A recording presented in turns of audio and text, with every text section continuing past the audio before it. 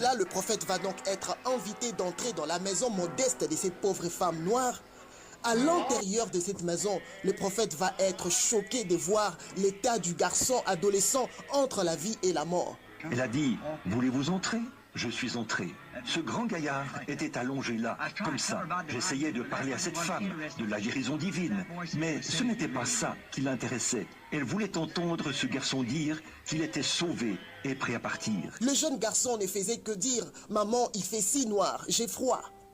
La femme va dire au prophète que cela faisait 2 jours que son fils délire. Il pense qu'il est en train de naviguer dans un océan noir. La femme va dire au prophète « Je ne peux pas supporter ça de voir mon fils être perdu ». Elle va donner un baiser au front de son fils et lui dire « Tu es le bébé de maman ». Écoutons ceci, le prophète Branham va demander à la mère de se mettre à genoux et de prier avec lui. La mère s'est mise à prier et dit à Dieu, « Seigneur, si tu veux retirer mon fils, dis-moi qu'il va être avec Jésus. » En ces moments-là, à cet instant, le garçon va soudainement dire, « Maman, il commence à faire clair. Je vois maintenant la lumière. » Le jeune homme va être guéri instantanément et s'élever de son lit et plus tard, il deviendra un ministre de l'Évangile. Environ 1 an plus tard, je l'ai vu à la gare où il travaillait comme porteur, comme le Seigneur fait bien les choses. Et après cela, quand je suis revenu, j'étais supposé, l'avion était censé partir à 7 heures. Il était environ 9h30. J'ai pris un taxi et je suis retourné là-bas. Et à peine entré, on a dit, dernier appel pour le vol numéro 1 tel. Le Seigneur avait cloué cet avion au sol pendant tout le temps où j'étais allé prier pour ce garçon. Voyez, c'est ça. J'essaie de me rappeler ce petit cantique. L'un d'entre eux, c'est ça. Oh, combien nous le chantions ici à tue-tête. Et en tapant dans nos mains, nous disions... La prière de cette mère qui fit pousser à bout pour l'état de son fils provoqua la tempête. Elle fit atterrir l'avion du prophète à Memphis et le bloqua toute la nuit. Enfin, cela amena le prophète jusque dans sa maison pour la guérison de son fils entre la vie et la mort. Nous allons maintenant suivre le dernier film. Le dernier film sur le miracle du premier cancer qui a été guéri dans le ministère du prophète. Le premier miracle du premier pôle. Et nous allons clôturer par là. Vous allez voir par où la commission des l'ange avait commencé. Et je verrai vraiment que nous puissions suivre ces films avec beaucoup d'attention parce que ça réserve beaucoup d'éléments qui peuvent alimenter votre foi. Que le Seigneur vous bénisse. 8 jours après la visite de l'ange, la guérison de cette femme fit le premier miracle qui va déclencher le premier pôle dans le ministère du prophète William Marion Branham. Le cancer de cette femme était tellement horrible.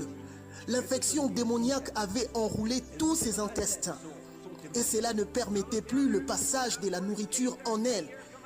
Tout devenait pourriture dans son ventre. Les médecins vont déclarer qu'il ne lui restait que quelques jours à vivre. Elle va sombrer dans l'agonie, perdant connaissance petit à petit. Chaque jour qui passait, elle s'est rapprochée de son dernier souffle.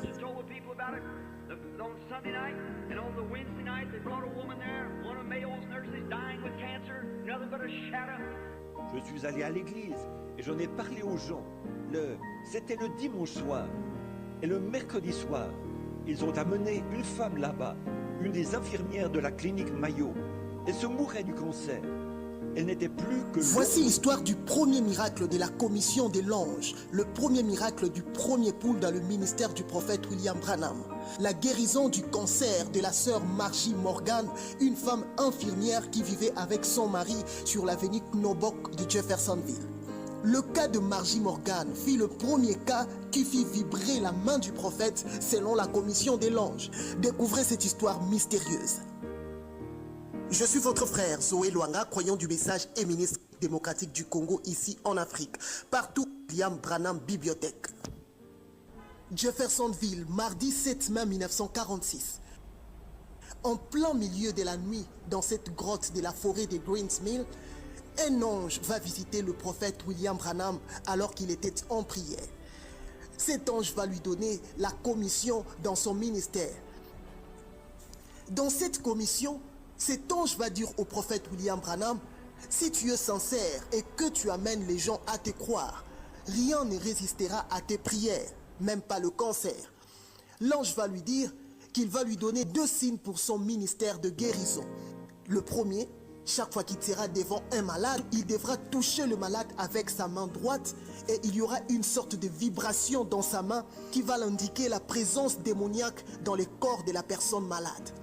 Le deuxième signe, l'ange va lui dire qu'il va même discerner les pensées des cœurs des gens.